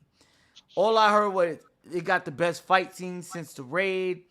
It has hella comedy. It has family ties in it, like real depth to the characters. It'll make you feel emotional. It'll make you feel many different emotions. Excuse me. Bro, I'm hyped for it. John Campea put it in his top 5 MCU movies. Crazy. So, off the rip, and you know, you got to take what John Campea say with a grain of salt, because he does think Man of Steel is one of the best comic book movies ever. But I'm not going to lie to you. As hyped as I seen this man do his review with a smile from ear to ear, got me hyped up to see this movie. I'm definitely going to check it out opening night for sure. I haven't been to the movies. Jesus Christ. What was the last movie I went to go see? Baby, you know? I think the last movie I went to go see was Infinity War. Maybe. Wow. That was the last time I was in the movie theaters. So I'm definitely going to see this. And honestly, I might see a double hitter, man. I might go check out Free Guys as well. Nappy Beard, what you think about Shang-Chi and the Legend of the Ten Rings? The darkness in this movie and the gruesome fights and how a lot of characters are gonna, you know, basically get, you know, killed off. And it's just, I can't lie, it seems deadly. I think this is where the Marvel Universe should have been going.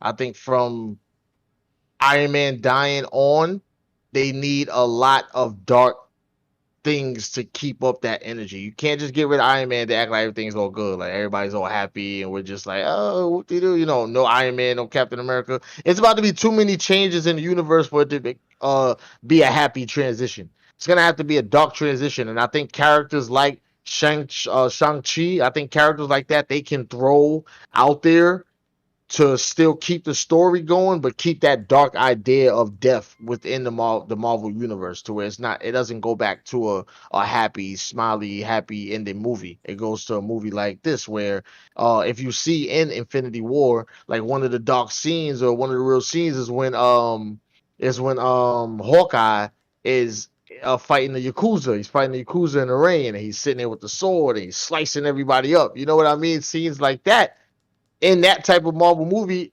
had people like, yo, he's losing his mind. What's going on? It's like that right there is what you get through this whole movie. So if you thought that little scene was crazy, you about to get that in this whole movie. So I feel like they are definitely transitioning good into this next phase. I'm super hyped for it, bro. That's what's up. And speaking of transitions, man, let's talk about the next topic. What we talk about, Batwin? Transitions, you said it right. Guys, it's officially confirmed. This happened a couple days ago. Anthony Mackie is confirmed to be Captain America in Cap 4, finally getting his own movie. By the way, guys, I don't know if you know this, but Tom Holland and Anthony Mackie have this like rivalry. If you watch like reviews and things, they're always like shooting shots at each other. And Tom Holland was like, "Oh, whatever, bro. Like I have my own movies. Like you don't got anything. You're just Disney Plus." So of course, when the confirmation finally went through and Anthony Mackie was like, "Oh, I am Captain America now for sure." He was like, "Yo, bro, I got a movie. What's up?" And I mean, come on. I gotta say it, for the Black community, Anthony Mackie as Captain America is just incredible. Happy to see him. The way the next generation of children just seeing this man as Captain America is gonna shape so many things, and I'm damn happy to see it happen. And I hope they bring back my boy fucking Bucky, because he's awesome and he needs to come back. Let's go, Fleetboy. How are you feeling about Anthony Mackie as Cap for sure this time in his own movie, Cap 4 in development? I'm not gonna lie to y'all. I'm a huge fan of Anthony Mackie. I love everything he's doing. He's working real hard. I haven't seen a project that he did that I didn't like in the last couple of years. Falcon and the Winter Soldier was good. It just, to me, wasn't great. You know, because usually when you get that MCU feel, like you really get that feel. Like, you feel what I'm saying? Like, it makes you really feel something. And I think like Falcon and the Winter Soldier was like a setup to what's to come. And I'm just happy that they're giving him his own movie. I'm excited to see who the villain is. I hope they bring back Chris Evans as Old Man Cap. And I hope the movie keeps him, you know, keeps the legacy of Captain America going strong. And come on, y'all. We got a black Captain America, bro. Should I say it again? We got a black Captain America. Stand up, man. We got a black Captain America, man. Starring in his own movie to be released 2023, I think. So I'm excited, man. I can't wait till the next 2 years, for real, for real. Nappy Beard, what you think about this? I mean, this is a great moment. It's a great moment that Anthony Mackie, he's stuck around this long. You know what I mean? We've seen him as Falcon, as like, you know, Captain America's side guy, but he always still means so much to the movies. And people never really understood why they kept him around so much, or why Falcon was so much of a lead character within the Avengers. But it wasn't too much of Falcon. It was more of like Anthony Mackie. Like his character, you know, his energy, just his experience is just dope. Him getting his Captain America role, I kind of course, we all seen it coming, because we all knew that Captain America was supposed to have died in the Civil War, and Falcon was gonna take over. So once I seen that he was Falcon, I knew that he was gonna eventually become Captain America. So at the end, when he gave him the sword, I was like, it's about time. Falcon and Winter Soldier kind of dragged it on a little bit, because I'm like, come on, man, like put the damn suit on, just be Cap.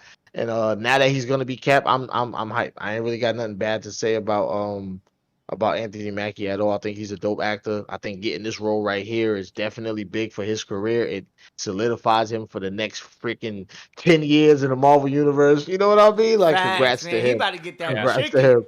Yeah, man. Congrats to him. He got a whole nother phase. He got a whole nother phase 4. Now he's Cap in phase 4. And it's like, he been from phase 1. Wait, was he in Captain the first? No, he wasn't in the first Captain America. Came It the wasn't second until the one. Winter Soldier movie. One of the greatest MCU Yeah, movies out there. one of the best. Yeah, you know what I mean? That was his intro movie. And he lasted from that movie all the way up until now. We all know behind the scenes, things be happening when things don't go right. They got to get certain guys out of here, whether they got to kill a character off or something happens. But they never did that to Anthony Mackie. So big ups to him, man. Yeah, facts. What we talk about next, though, Batwin?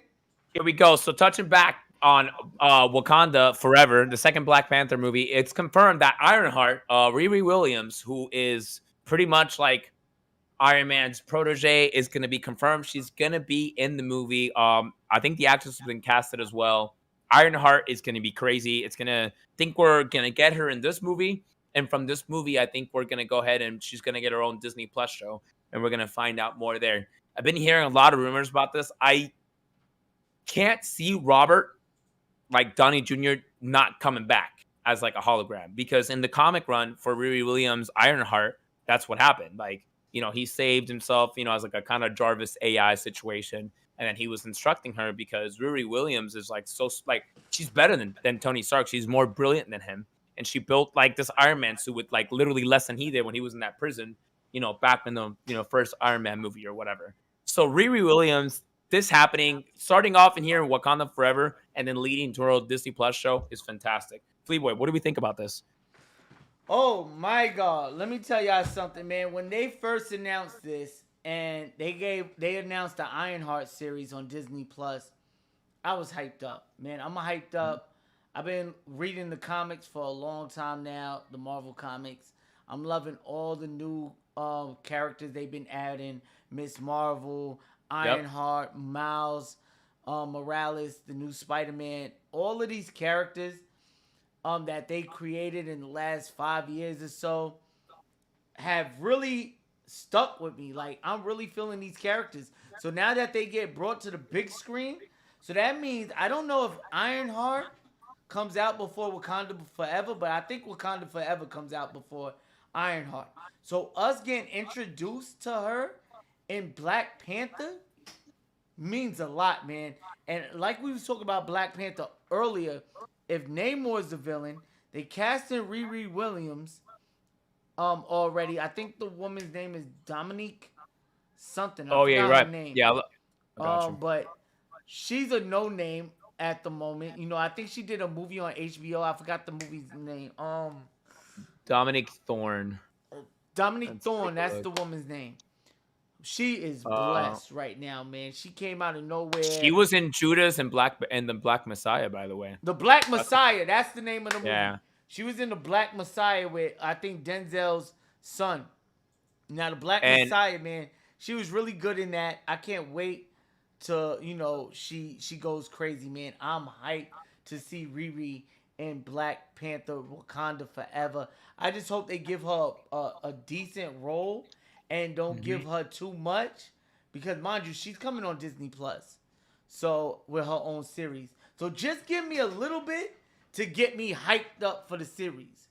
If that happens, then I'm on go. I'm all for it, and hopefully, main question with Black Panther, man, who is gonna be the next Black Panther? Nappy Beard, man, you take it from here. Honestly thought that when I realized that they was putting Ironheart in, I didn't think that they were gonna fully be able to give her intro and her story at first, because when I watched Spider-Man Far From Home, Far From Home, or was it Home? Far From Home. When I watched that movie and they went over to Paris, and he was giving the glasses, AI, the glasses that was saved for him from Tony Stark. That kind of idea reminded me of Ironheart. And I'm thinking Tony Stark, not here. There's a computer system with all his all his intelligence, all his knowledge on it, and is controlling it. So I'm thinking that's the same thing that happened with Riri Williams. So I'm wondering how are they gonna sway that story from Spider-Man that they already used to her, because it's kind of the same thing. And are they gonna use those same glasses or that same type of item from Spider-Man in the Wakanda Forever movie or in the Riri Williams, or will it be a whole nother AI item that Iron Man is saved on? Because it's pretty weird that he's already saved on the stuff that Spider-Man has already. So how does it get to Riri? Either way, I think those two stories might conflict, but I'm excited to see it, bro. That's dope. That's dope, man. Batwin, what we talking about next, my guy? All right, so we have an interesting topic here. So we got a little bit of a difference here between Robert Pattinson's pay in the Batman, the Matt Reeves directed film, and we also have Thor Hemsworth, obviously, Thor Hemsworth, Chris Hemsworth as Thor in what's his name? What is it? What's the movie? The new movie? What is it called? I forgot. Love and Thunder. Thor: Love and Thunder. So apparently, Mr. Chris Hemsworth is bringing in a nice what was it? 30 million in. And Robert Pattinson's only bringing 10 million in for the Batman. But hold on, Batman, Thor, what's going on here? We're diving in. Fleeboy, tell us, what do you think about that?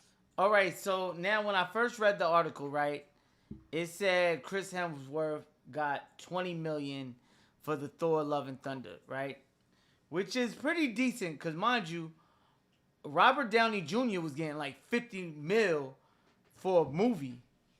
So that just shows the difference between the MCU and the DCEU.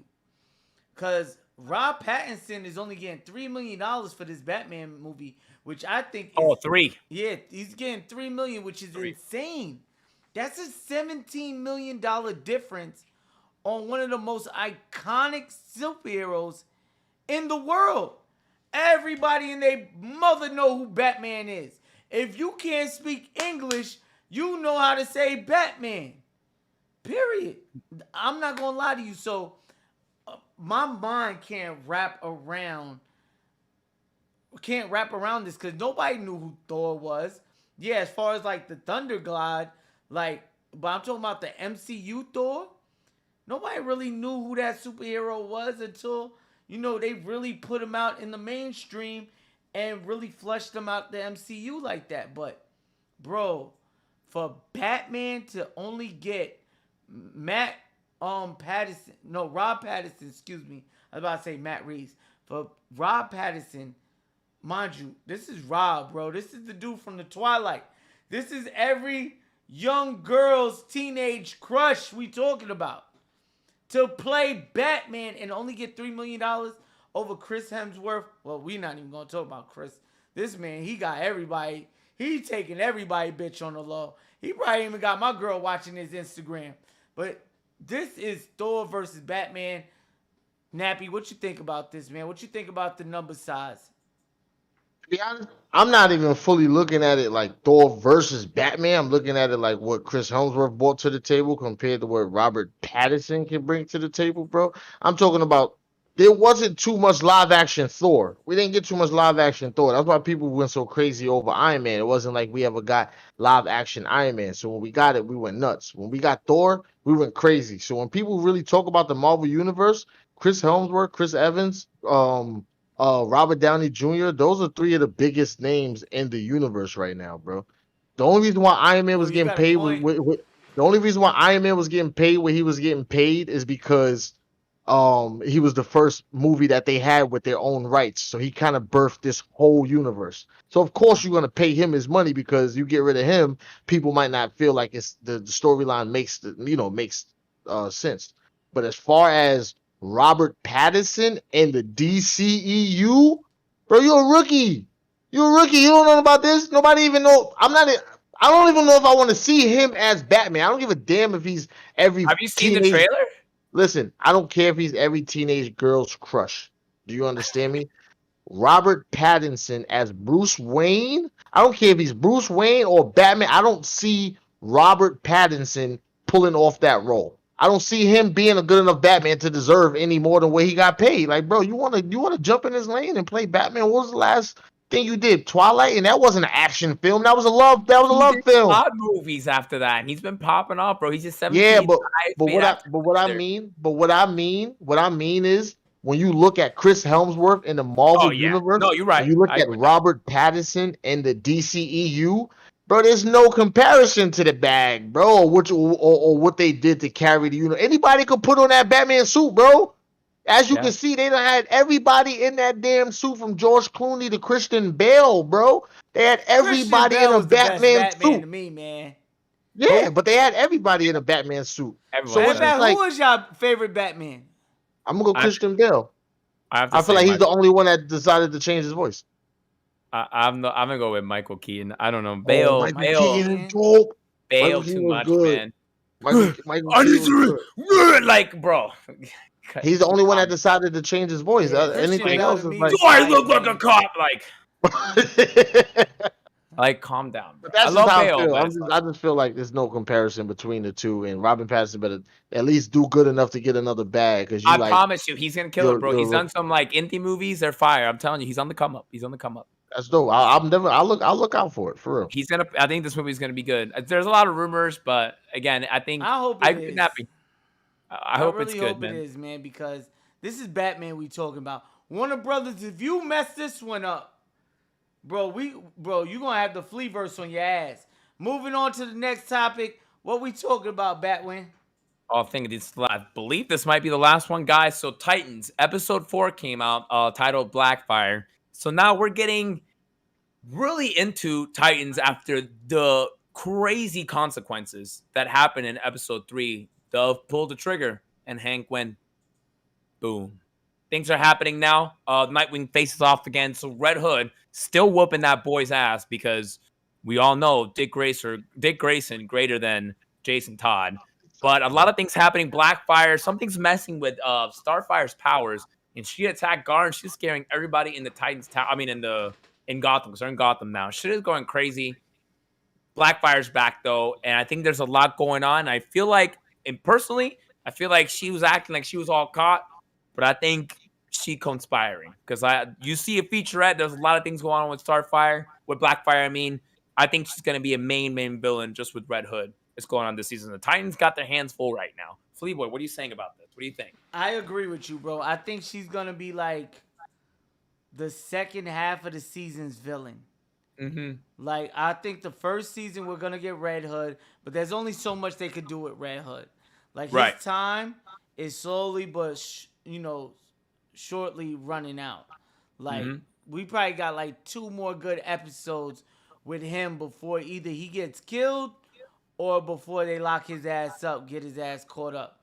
Now, either or is fine with me. I'm not gonna lie. Personally, I would like them to keep Red Hood around. Because, in the comics, he's like an anti-hero. He's like Deadpool. He's like a version of Deadpool. And, he gets the job done. This one, they got him fleshed out as a full-blown villain. He's not doing nothing for Gotham but terrorizing. He's terrorizing the Titans. So, they're going a different route with Red Hood. I still don't know what his motives are, which is really bothering me. Because at least... the anime Red Hood or any other Red Hood that I was introduced to, we knew what his motives was. We knew what he was after. We knew why he felt the way he felt. This Red Hood just feels like he's full of anger. Like he's just broken, and I honestly don't know how to wrap my head around how he's thinking or what he's thinking. So it's hard to predict or, to come up with a theory of what's going to happen in episode 5 or 6. So I don't see him with much of a future in Titans, but Blackfire, that's her name, right? Now I'm not gonna lie to you. This is what I think. I think, like you said, she got herself captured, and she's playing the role of the victim until she's ready to destroy. Because, like we seen in the photo, man, we see her in full up in her whole getup. She got her outfit, so they got her suited and booted for a reason. Either one or 2 things. She's going to become the main villain, or she's going to be part of the Titans team roster sometime in the future. But I don't see them having Starfire and Blackfire on the same team with the same abilities. Like, I don't see it happening. Nappy, what you think about it? I think the thing that's going on with Titans right now is that they're gonna end up dragging this whole Red Hood thing probably longer than people expect. Because I think all of the questions that you got on what his motives are and why he's even angry if the story didn't follow the comic book story, or if there's a lot of loopholes within why he's even mad, I think they're gonna drag that out. My idea is sometime within the show he'll become like not a good guy, but where he's not after them and targeting them no more, and that'll give them enough time to slide in the second half of the villain. But I think they're gonna do him. They're gonna have him as the main villain for at least another 3-4 strong episodes, bro. To where they got to figure out how to either contain him or kill him. Yeah, copy. Well, we got one more topic that we're going to talk about today before we get up out of here, man. Nappy Beard and my boy Batwin, I had them check out a new series on Stars starring Stephen Amell called Heels. It's a wrestling drama, and I had both of them check it out, man. And I'm not going to lie to y'all. The reactions that I got from both of them is kind of what I expected, but I'm going to let them talk about it. Batwin, how did you feel about episode 1 and 2 of Heels? Guys, I've been excited for this series for a while. I love Stephen Amell. I've seen everything he's done. I'm a huge fan. I love Darrow. Love him. I don't think he misses. I think his acting, he just has chops, and he got range. He can do a lot. And I was really excited about it. I remember asking Fleaboy, I'm like, man, we got to watch it. And I watched the first episode. I was there's a couple things I didn't like. I didn't like the opening for the show. I think it's atrocious. I just think it's like really corny, and like I just it makes me feel just like I'm watching and I'm like what am I watching? And then you get into it. The first episode is a good job of establishing what's going on. We got these brothers that are trying to bring this pretty much dying wrestling like foundation they got, and like they're popping off on YouTube or whatever. But like people want to bomb. There's another guy in Florida that's like literally talking shit about them all the time. It's freaking hilarious, and they're trying to buy them out. And the first episode captured you, but you can tell that like I can see why they're saying that Jack and the whole story of like being heel and being the good guy, like they take it to real life and things get intense. And I don't agree with what Jack did at the beginning, at the end of the first episode. And then we got episode 2. Like you ended on such a crazy note. And then episode 2, just like Fleaboy likes to say, it just fell flat. I'm sitting there watching and this guy's hurt. They ruined like probably the matchup that you wanted to see. And the wrestling, mind you, doesn't look bad. Like CM Punk is cast in this. Like, bro, we better see some type of technical wrestling soon. But I do want to see Jack versus Ace.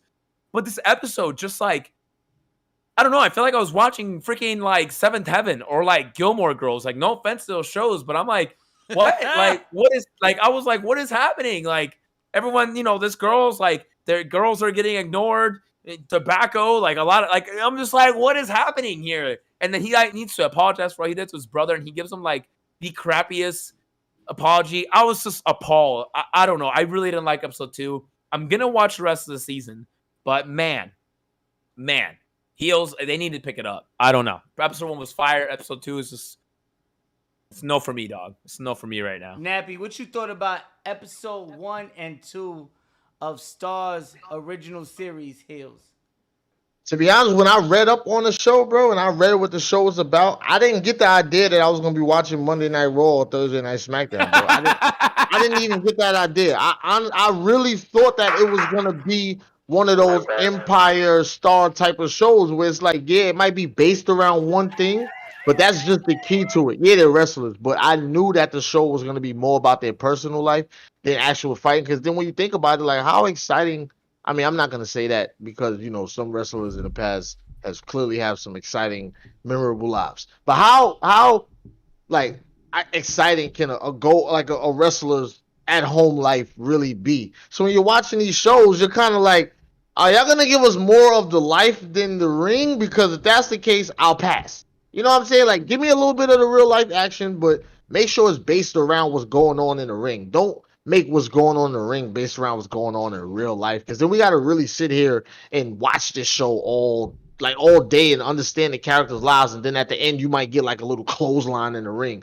But that's what they do. They kind of just throw wrestling past real fast, like, oh shit, that was a wrestling fight real quick. All right, let's go to the story.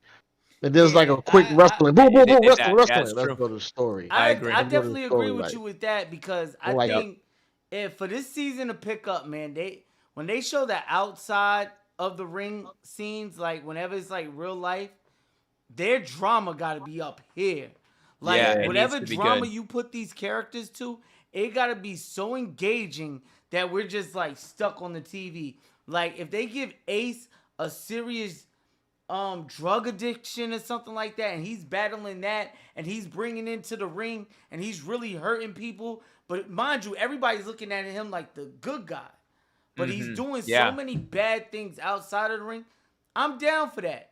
This Stephen Amell's character, Jack, I think you got to loosen him up just a little bit. Yeah, he's a little wound for sure. Mm-hmm. Yeah, definitely wound up. Loosen him up a little bit, and then start giving the other characters, your supporting cast, start giving them some more screen time. I agree. You have an amazing supporting cast. Give them that screen time. Let us figure out who they are. Let us dive into their stories as well. Open up different lanes for different storytellings, man. And speaking of storytellings, man, we're still working on that Last Guardian manga coming soon. This has been a wonderful episode. I want to thank Batwin once again, the Nappy Beard once again, for pulling up to the Fleeverse Podcast. You know where to find us. If you haven't followed our new channel, check it out. It'll be up next Monday. I promise y'all. New banners, everything. We going crazy. We're going to be launching videos The podcast will be on Spotify, so make sure you check us out. And Batwin, where can they check you out at? Guys, all platforms, Twitter, Instagram, TikTok is the new types, but everything else is Batwin_NT. If you don't mind, Fleetwood Jets, and also Twitch, guys, we're really trying to grow on there right now. Batwin_NT, and going live right after this. Let's fucking do this. Thank you so much, Fleetwood Jets and Nappy Beard, for being here. I love to do this. It's Prime Time Monday, everybody. Fleeverse Podcast. Let's go. That's right, man. We'll be back next Monday at 5 p.m. Eastern Time. But before we go, Nappy Beard, where can they find you at? And they can find me on every social media platform, The Nappy Beard. If you search The Nappy Beard and you don't find me, come hit me up and let me know so I can slap the person that you find, man. The Nappy Beard on everywhere, man. We lit Prime Time Monday, Copy, man. Fleeverse. Yo, Batwin, take us out with another song, baby. Oh, yeah. Oh, Let's honored. do it. Here we go. Here we go. Oh shit! Oh, shit! Oh, Here we go! Oh baby! Oh, no flavor! Oh, yeah! Welcome to the Fleeverse Podcast! We got your boys live! Fleetwood Jets and the Nappy Beard and Batwin Fleeverse. Yeah, it's the Fleeverse Podcast. let's go, guys. Let's go, baby. We will catch you